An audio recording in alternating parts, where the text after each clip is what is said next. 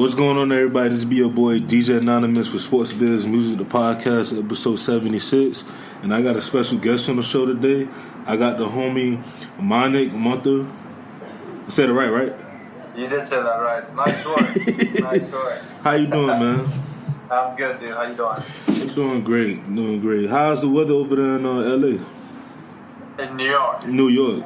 Okay. Yeah, it's good. It's starting to make a turn for spring. A little colder today, but we should have a nice warm weekend coming up, which will be nice to kind of cruise around. I live in Brooklyn, so it's always nice to take the dog out for a stroll and just hang out, be outside, go by the water and things. Oh, it's been a long winter. Okay. Oh, I thought you was in LA. You must think I'm in LA. On the West Coast. I thought you were in LA. No, I'm in Miami, so we in the same time zone. Perfect. Yeah, perfect. Miscommunication because majority of the people I've been having lately was like in the West Coast, so it been throwing me off. Nah, you've got a big party weekend with all the music festival going down.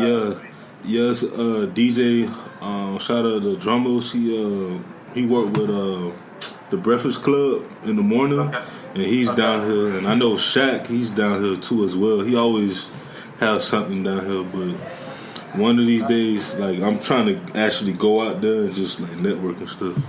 Yeah, for sure. So before we get into everything, introduce the people who you are and what you do. Sure. My name's Manek. I'm a professional squash player. I've been playing squash since I was 9 years old. I grew up in India in a town called Mumbai.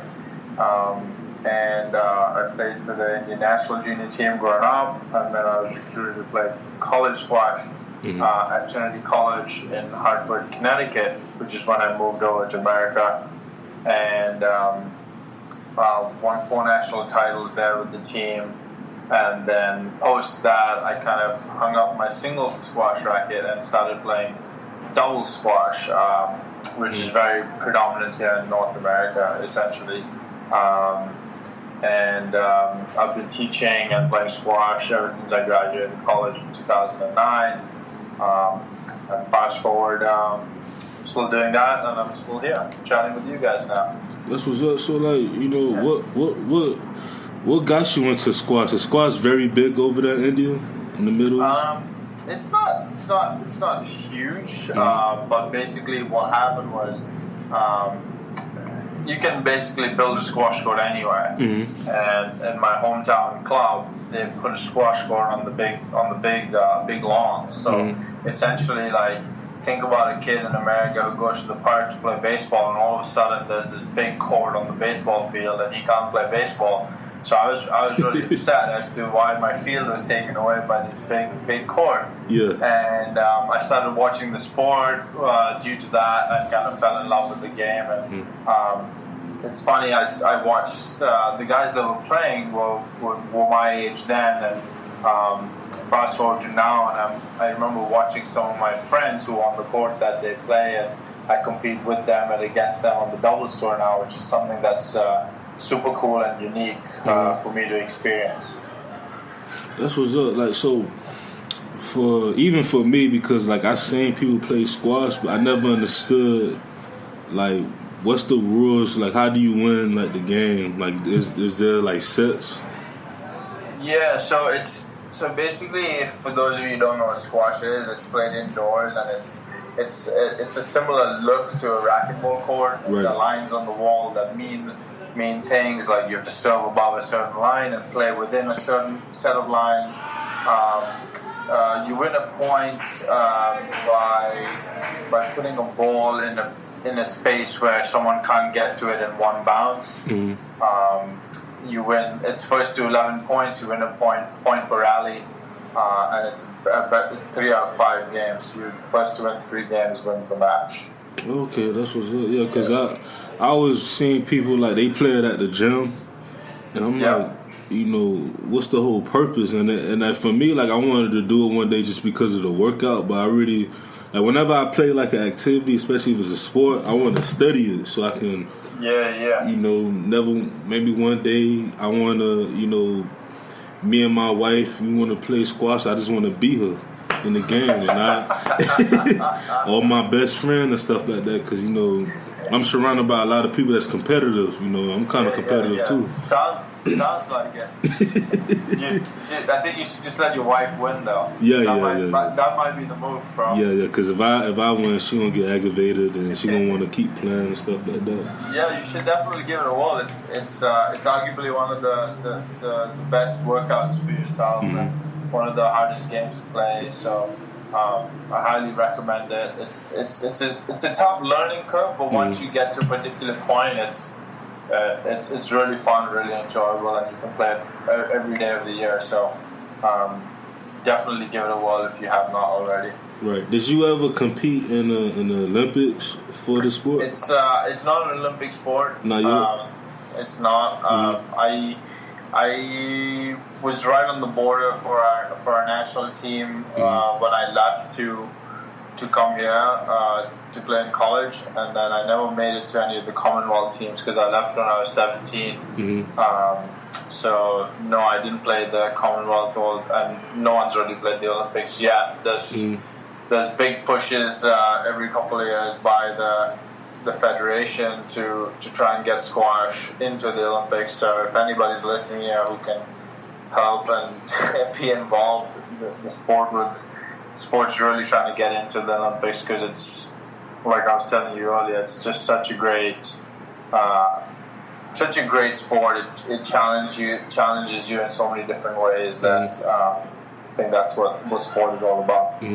Yeah, because even with like football, basketball, baseball, like for example, I'm 27, so like even like 10 years ago when I was in high school, or even further than that when I was in middle school, you didn't really see a lot of middle school and high schooler kids on TV and stuff, right?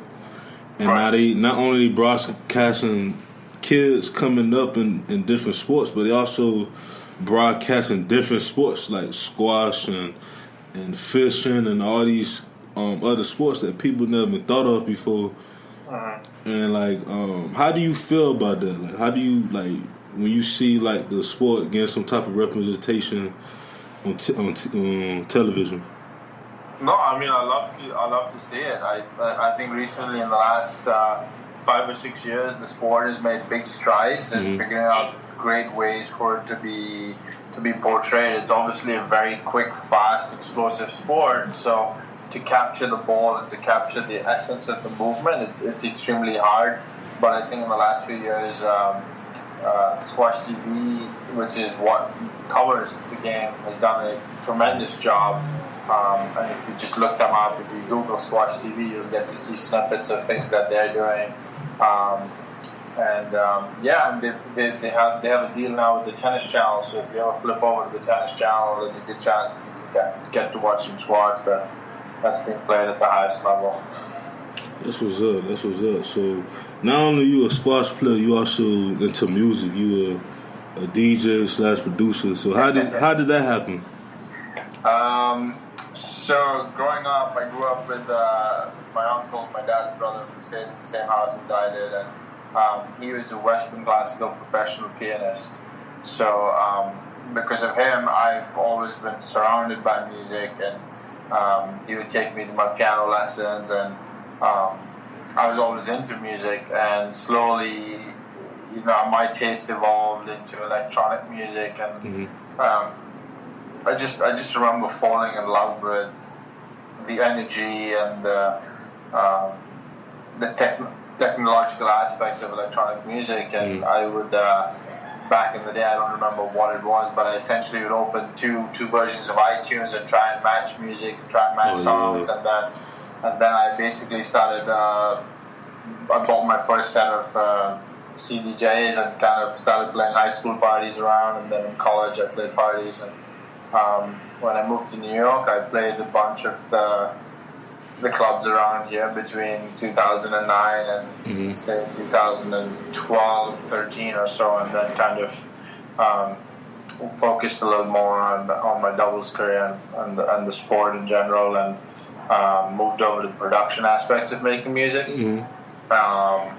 And that's kind of been something I've been doing since then, and love it, and have a couple of records out with a couple of labels, both on Beatport, iTunes, and Spotify. So if you guys want to check it out, definitely search Manek in any of the search engines, and you can find some of my music. So you say you got to electronic music, right? Yeah. So what made you want to get into electronic? Because you're the first one on the show that actually is very interested or have a preference of electronic. Most people come on here and say they like hip hop, rap, rock, pop. Why electronic? I think because I always listen to stuff before I train or before I play a match, and I think electronic music was always something that gave me the biggest feeling of energy, euphoria, preparedness, I guess, if that's even a word. But it just made me feel very ready and very energized, and it would make me excited, and that's the kind of feeling that just made me fall in love with that style of music. And until today, I'll wake up and listen to pretty heavy music, electronic music that for some people would only listen to it at 1 a.m. And I'm waking up with my cup of coffee, and it's like aggressive beats going on in my house. But it's just something that I gravitated towards, and it's a feeling that I just I can't really put into words, but it's just it makes me so happy, and it just breathes another life into me when I need it. So it's that's kind of how I got into it, and I've always been a fan of it, and listening to a lot of it over the years made me want to try and emulate it and make my own stuff, and that's where I started to make my own music and go from there. That's what's up. And how was your first gig as a DJ was? Because I always ask a DJ how was their first gig? Very fun, very fun. I remember it was a high school party, and it was I was still playing with CDs, and it was just the most amount of fun I've had. Basically, kind of controlling a crowd, creating an energy, and watching people have a good time. But that was just something that I've loved to do, and you also have some really bad nights where you just can't do that sometimes. But I mean, initially when I was doing it, and then over the years you get a little better at it, and you learn how to read a crowd, and learn how to play a room, and figure out what will work, what doesn't work, and And now you said that you move in production. Are you working with any artists right now? I've worked with a couple of artists over the years, but I mainly do stuff on my own. But I currently have a couple of things brewing with a couple of vocalists that may or may not know. But keep an eye on the Spotify, because things will be happening, I think, in the summer. All right, when you blow up now, you better not forget about me now, because let's take it easy. Because being from Miami, Miami's one of them cities that's it's music, it's different types of music, and like you said before you start recording, it is music week down here with Ultra and all that stuff down here. Yeah. And I remember when I was younger, electronic music, techno was just taking over, and you'll be surprised how many people actually was really into it. I was kind of into it, but I was more about the actual beat. I was just that beat sound hard. And nowadays you see even hip hop and pop that techno and electronic and all that is really heavily influenced now. In the music. So you being into in electronic, because I know back in them days, now a lot of people was into it. How do you feel about hearing it in different types of music? I think the genres have always kind of been intertwined. I think right. I think new sounds and new